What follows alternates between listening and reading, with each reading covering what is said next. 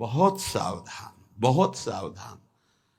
आप बच्चे नहीं हो, आप लोगों को हित अहित का ज्ञान होना चाहिए।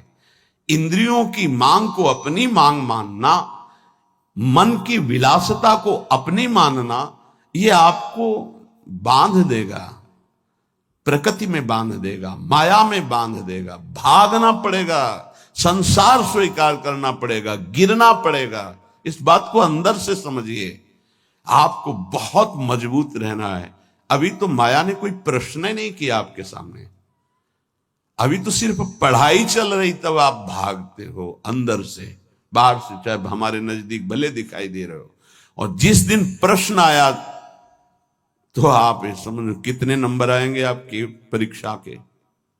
पहले ही आप मांग कर रहे हो जगत की, तो जब प्रश्न आएगा कि एक तरफ जगत का आकर्षण, एक तरफ प्रभु का आकर्षण, तो आप उत्तर क्या दे पाओगे? क्योंकि पहले ही जगत का आकर्षण है, इसी को तो मिटाना है।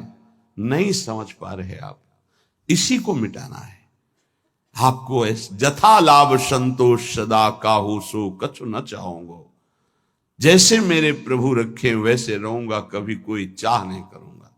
सच्ची मानिए, यदि आप सतमार्ग में चल रहे हैं तो कोई चाह नहीं रहे। जैसे आपसे पूछा जाए क्या आप पसंद करते हैं, नहीं बोलिए आप क्या पसंद करते हैं, किशोरी जी का नाम दे दीजिए हमें, इसमें रति हो जाए।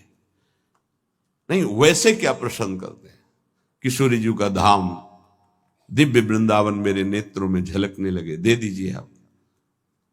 इनकी शिवा आपकी हृदय की मांग आपको फंसा देगी। इस शब्दों को पकड़ लीजिए। सत्संग के शब्दों को आप नहीं पकड़ते। आपका मन जब विपरीत चिंतन करता है तो आप कीर्तन कीजिए, वाणी जी का उच्च स्वर से गायन कीजिए।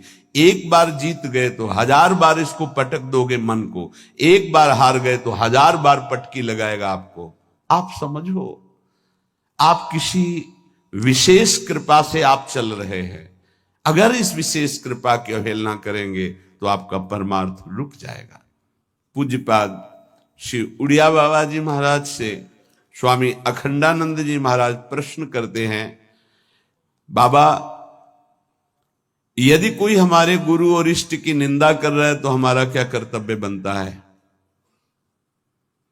यदि कोई हमारे गुरुदेव की इष्ट की निंदा करता है तो हमारा उस समय क्या कर्तव्य बनता है? उत्तर, उस उपासक को चाहिए कि उसके सामने जो इष्ट की निंदा या गुरुदेव की कर रहा है वहां से तत्काल हट जाना चाहिए। कभी भी दोबारा उसके पास नहीं बैठना चाहिए।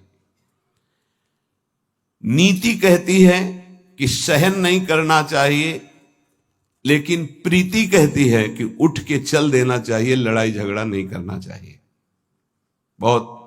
ये व्यवहार की बहुत काम की बात है। प्रायः ऐसा संयोग मिलता है कि हमारे इष्ट और गुरुदेव की अवहेलना करने वाले हमारे रिश्तेदार, नातेदार, संबंधी ही होते हैं, माता या पिता या ऐसे। क्यों होते हैं?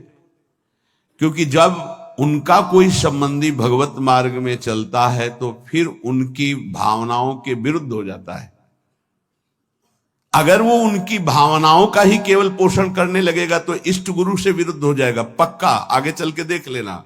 और जब इष्ट गुरु की भावना में वो पुष्ट होता है तो उनकी लौकिक भावनाओं को वो कुछ भी नहीं गिनता। अब उनको लगता है कि ये जो हमारा पुत्र है या पुत्री है या पत्नी है या परिवार का सदस्य है, कितना हमें प्यार करता था, ये जब से गुरु जी से मिला, जब से उपासना में आया, तब से ऐसा हुआ। तो उसकी गुरु के प्रति, इष्ट के प्रति भी निष्ठा नहीं रहती, भक्ति नहीं रहती, और उसी के अंदर से माया निंदा करवाने लगती है, बहुत प्रियजनों के द्वारा। अब वहां क्या हमारा कर्तव्य है?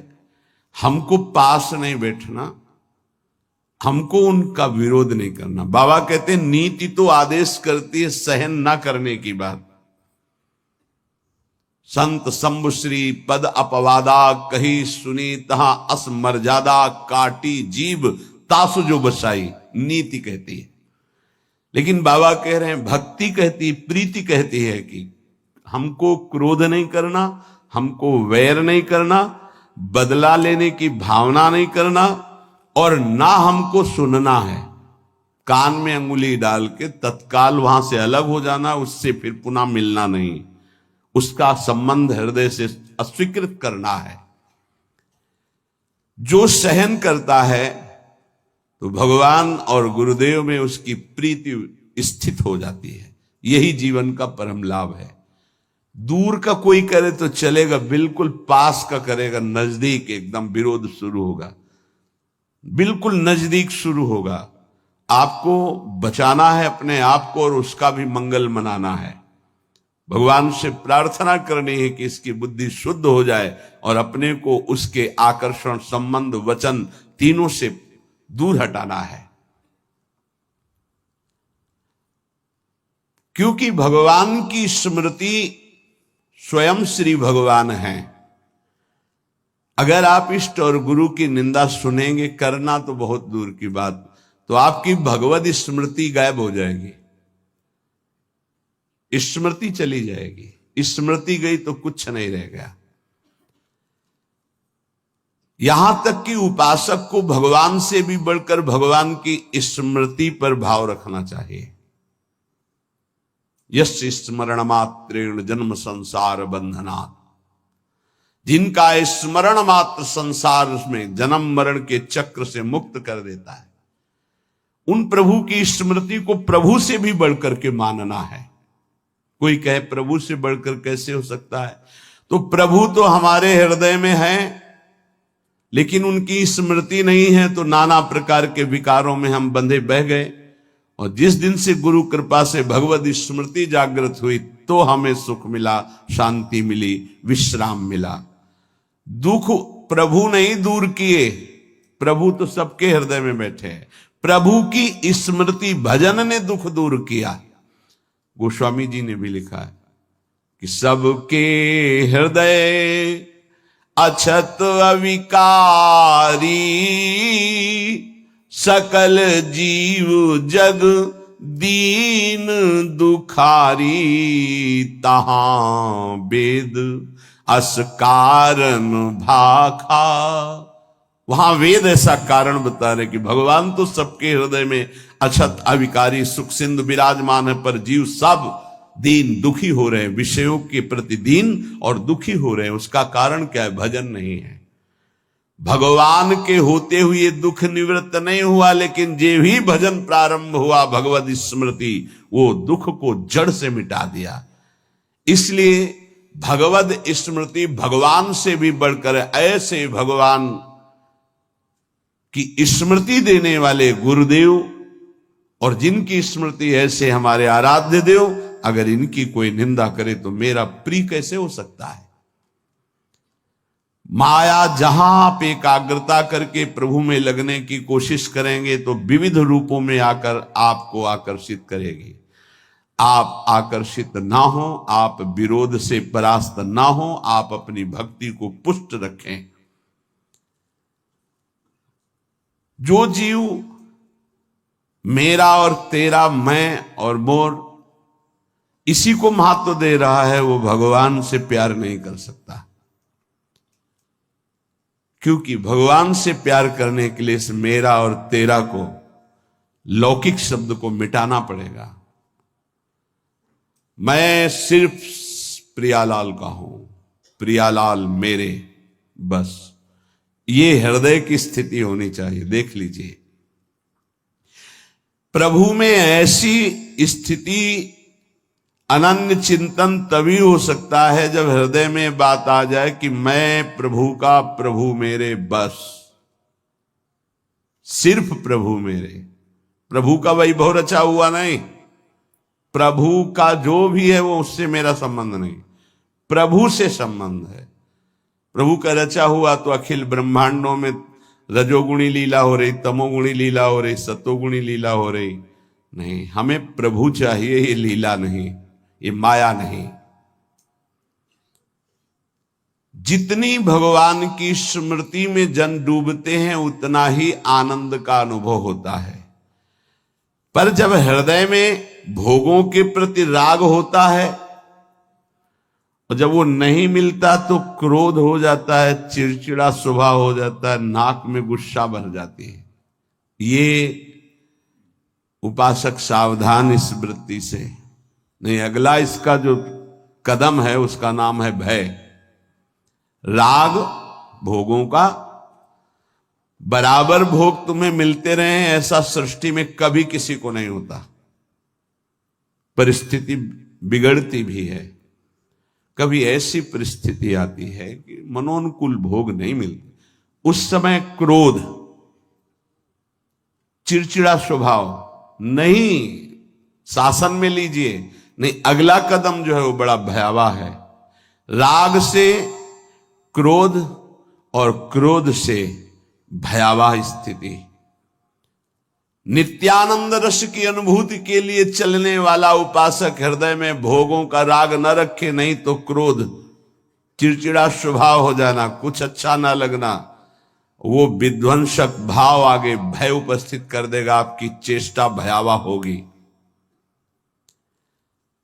भक्ति में मुख्य बात है भक्त कभी भी महापुरुषों के वचनों की अवहेलना न करे, अपराध न करे, इसका पूरा ध्यान रखे, नहीं तो बुद्धि भ्रष्ट हो जाएगी। ये मैं गूढ़ बात कहता हूं।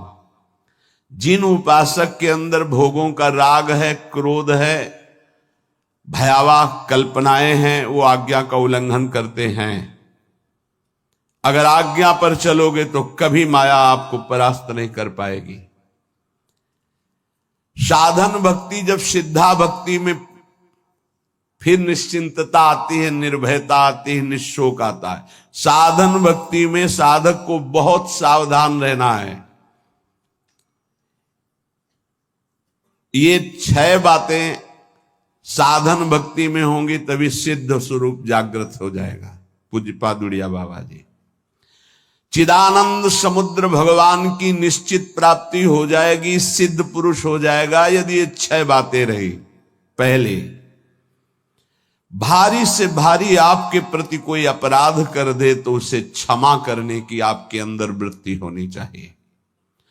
क्रोध करके उसको मानसिक संकल्प करके दंड देना, या शारीरिक दंड देना, या समुदाय से दंड दिलाना, किसी भी प्रकार का ऐसा भाव नहीं होना चाहिए। जैसे आप भजन करते हैं, आपके मन में संकल्प बना कि तुमने हमारा अपमान किया है, तुम्हें भगवान देख लेंगे, भोगोगे, तो यदि भजन बल है तो लागू हो जाएगा उस पर और वो कष्ट भोगेगा पक्का। लेकिन वो तो कष्ट भोगेगा शारीरिक, पर आप खाली हो गए और अब भजन की वो वृत्ति आएगी नहीं, क्योंकि आप सिद्धांत से गिर गए। या आप शारीरिक बलवान हैं, आपने उसको पीट दिया तो आपका भजन बल क्षीण हो जाएगा, आपका मार्ग अवरुद्ध हो जाएगा। या आपके बहुत अनुयायी हैं, उनसे पिटवा दिया। किसी भी तरह से दंड दिलवाना भक्ति को खो देना है, ये बात अच्छे से समझ लीजिए। तो पहला है क्षमा। किसी भी कारण से एक भारी से भारी अपराधी को भी क्रोध करके दंड देने की भावना ना होना। दूसरा है, कभी भी किसी भी वस्तु, व्यक्ति, स्थान पर महत्व रखकर अपने प्रभु को भूल जाना, ये बहुत सावधानी की जरूरत। तभी आप सिद्ध होंगे, परिपक्व अवस्था तभी आएगी। अव्यर्थ कालत्वम, समय व्यर्थ नष्ट कर देना। कब नष्ट होता है समय व्यर्थ? अनुकूल भोग मिल गया, उसमें राजी हो गए, भूल गए भगवान को। अनुकूल व्यक्ति मिल गया, उससे बात करना है, बहुत दिनों बाद मिले, बातचीत, हंसी मजाक, और कैसे हो, भूल गए भगवान को। वस्तु, व्यक्ति, स्थान, पदार्थ, पद, चाहा हुआ कुछ भी मिले, उसके मिलने में यदि आपका भजन छूट गया तो आपकी भक्ति बाधित हो जाएगी। ये सावधानी कहां है, किस साधक में? कोई बिरला यह ध्यान रखता है कि हमारे सामने अनुकूल वस्तु, व्यक्ति, पदार्थ, घटना, पद, ये अगर कोई भी आवे तो भी हमें अपने प्रभु का स्मरण नहीं छोड़ना, समय 1 मिनट व्यर्थ नहीं होने देना, सिद्ध बनने के लिए, भगवदाकार वृत्ति के लिए, भगवत साक्षात्कार के लिए। तीसरा, जिन भोगों को निषेध किया गया है तुम्हारे आसपास सब हो, सुविधा हो भोगने की, तो भी तुम्हारे हृदय में भोग लालसा ना हो। अगर हो भी जाए तो भोगना नहीं। आवश्यकता से अधिक धर्म अनुकूल भोग भी ना भोगे। फिर धर्म के प्रतिकूल तो बात जाने दो, जितनी आवश्यकता है। ये बहुत सूक्ष्म विषय है। जैसे भोजन में मीठा बहुत प्रिय होता है, किसी को नमकीन बहुत प्रिय होता है, जहां अनुकूल भोजन आया, अधिक मात्रा में लिया, उस दिन नोट करना, भजन नहीं होगा। वो भजन जो स्वाभाविक होता था रोटी दाल में, वो नहीं होगा। आप देखना तो कितनी दुश्मन है वो वस्तु जो हमें प्रभु के स्मरण में शिथिलता दे दे। रुचि नहीं रह गई भजन की, फिर बातें होती हैं बैठ करके, प्रपंच की बातें, और या फिर बहुत खूब सो रहा है, सारी शक्ति पचने में लग जाती है। जब उदर में जरूरत है 500 ग्राम 400 ग्राम भोजन की, और आपने दबा करके उसमें 1.25 किलो भर दिया, अब इसके बाद पानी गया, अब वो सारी आपकी जीवनी शक्ति उसी में लग गई पचाने में, तो भजन के लिए आपके पास सामर्थ्य कहां रह गई। बार बार जमवाई लो, बार बार टहलो, बार बार लेटो, क्योंकि वो पच जाए ना, और वो कि बर्बाद ना हो। तुम ही हो भारत में सार्थक करने वाले, और तो जीव है ही नहीं भाई। और भी तो पशु पक्षी, तुम अपनी केवल लो, तुम उतना ही सेवन कीजिए, वो कोई और पालेगा, पशु पक्षी पालेंगे, कुछ चीज बर्बाद नहीं। आप छोड़ दीजिए, उसमें चींटियां लग जाएंगी, वो चींटी पालेंगी, बहुत से कीट पतंगे वो पालेंगे। आप ऐसा ना सोचे कि बर्बाद हो। तो उपासक को पदार्थ, वस्तु, व्यक्ति, हमें किसी व्यक्ति से इतना प्रेम नहीं कर लेना कि वो उसके मिलने पर प्रभु का विस्मरण हो जाए। ये बहुत सूक्ष्म बातें महापुरुषों के द्वारा शोध कर कही गई है। चौथा, सम्मान सबको बहुत प्रिय है, बहुत प्रिय है। सम्मान किसको अच्छा नहीं लगता? पशु पक्षी को भी अच्छा लगता है सम्मान। पुचकार कर, दुलार करो, प्यार करो, सम्मान दो। जो भगवत मार्ग में सिद्धावस्था को प्राप्त होना चाहता है, सम्मान को जहर की तरह देखे और नीच पुरुषों द्वारा किए हुए अपमान को अमृत के समान पान करके निराभिमानी बन जाए। चौथी बात है, देखो परमार्थ को तो समझना ही पड़ेगा। ये बहुत जहरीली बात है। सिद्धावस्था ऐसे प्राप्त नहीं हुई। पहला, तुम्हारा कोई किसी भी तरह से अपराध करे, तुम्हें क्षमा करना है। ना मानसिक, न शारीरिक, न वाचिक, न व्यवहारिक, किसी भी तरह का उसको दंड देने का विधान, यद्यपि सामर्थ्य है फिर भी नहीं। पहला। दूसरा, कभी भी किसी भी वस्तु, व्यक्ति, स्थान के आकर्षण में प्रभु को नहीं भूलना। यह तुम्हारे ऊपर शर्त है। तुम्हारे सामने कोई व्यक्ति आए, वस्तु आए, पदार्थ आवे, घटना आवे, प्रभु को नहीं भूलना। अंदर राधा राधा राधा, किशोरी जी से बढ़कर प्रिय कौन हो गया, जिससे अगर प्रभु को भूल जाते हैं तो वो बड़ा हो गया, प्रभु छोटे हो गए। वो पदार्थ बड़ा हो गया, वो संपत्ति बड़ी हो गई, वो व्यक्ति बड़ा हो गया, वो घटना बड़ी हो गई जिसने प्रभु को भुलवा दिया। नहीं। तीसरा, विविध प्रकार की भोग सामग्री आसपास फ्री भोगने के लिए हो, फिर भी नहीं भोगना, क्योंकि हमें भगवत साक्षात्कार करना है। अनुकूल धर्मयुक्त भोग भी उतना भोगना है जिससे हमारा भजन चले, जैसे खान पान, विश्रामात उचित। सम्मान सबको प्रिय होता है, अपमान सबको दुखद होता है। भक्त को अपमान अमृत के समान लगता है, सम्मान विष के समान लगता है, उल्टा, वो निराभिमानी होता है। पांचवा, इष्ट देव के चिंतन में व्यभिचार नहीं होना चाहिए। व्यभिचार ये परिपक्व भगवत साक्षात्कार की बात है, साधारण साधक की, प्रारंभिक साधक की बात नहीं है। 4 बार शिव जप लिया, 5 बार अमुक जप लिया, फिर जप लिया, ये जप लिया, वो जप लिया, नहीं।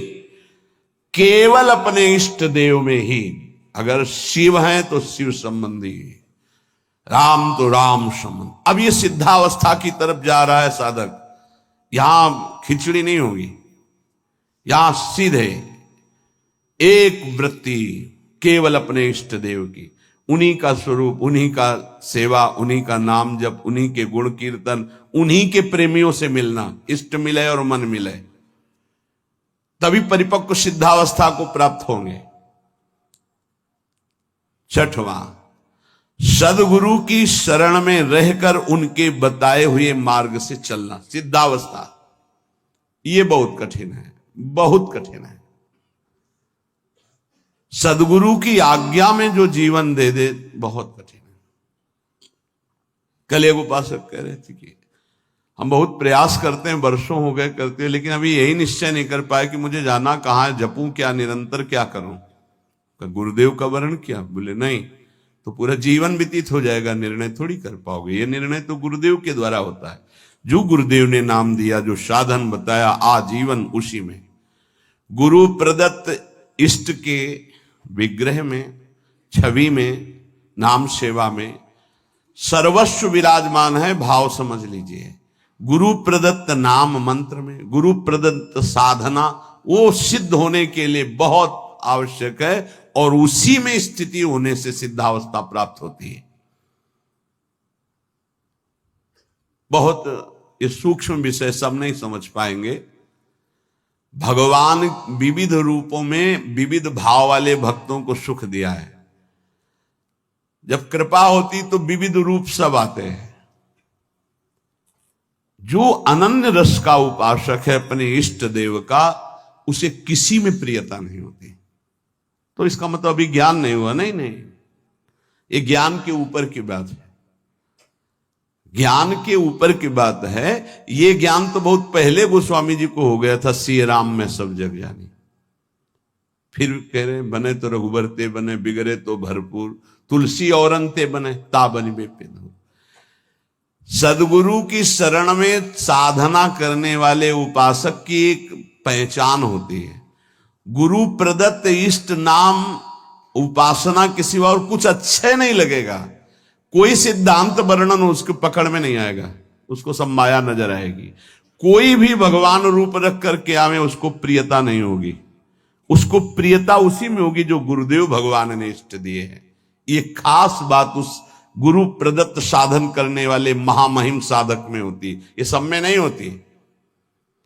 बड़े से बड़े भगवत स्वरूप की रुचि नहीं रहेगी, उसकी रुचि नहीं रहेगी। अपने इष्ट का नाम, इस पे उसके प्राण न्यौछावर होते हैं। यही परिपक्व अवस्था में जाएगा उपासक। प्रभु के विविध रूप हैं, विविध छवियां हैं, विविध उनकी शोभा है, विविध नाम है। ये तब होता प्रारंभ में, विविधता में। लेकिन जब परिपक्व अवस्था की तरफ, तो गुरु प्रदत्त साधन और साध्य पर दृढ़ निश्चय, अपना कोई भाव। आजकल गुरु बनाने के लिए जब आते हैं तो पूरा रजिस्टर भरा होता है, कोरा कागज बनकर गुरु जी के पास जाया जाता है। अब लिखो इस पे, जो लिख दोगे आजीवन इसी पे लिखा रहेगा। लेकिन यहां इतना लिखने का अवसर ही नहीं, शिष्य बन रहे और पूरा रजिस्टर भरा हुआ है। हम तो ये करते हैं, हम तो ये करते हैं, हम वही ऐसे, हमारा ये सिद्धांत, हमारे ना कोई आग्रह ना कोई भाव, ये रखा है हृदय हमारा, जो आप चाहो इस पे डाल दो, वही जीवन भर ऐसे शिष्य बना जाता है। सब अपनी भावनाएं हटाकर गुरुदेव के चरणों में। अब आप जो, ये नया जन्म हमारा है गुरु दीक्षा का, आप जो आज्ञा करेंगे वैसे ही हम चलेंगे। एक अबोध बच्चे की तरह गुरुदेव के चरणों में समर्पण, अबोध बच्चे की, मुझे कुछ पता नहीं, जैसा आप कहें वैसा मैं चलूं।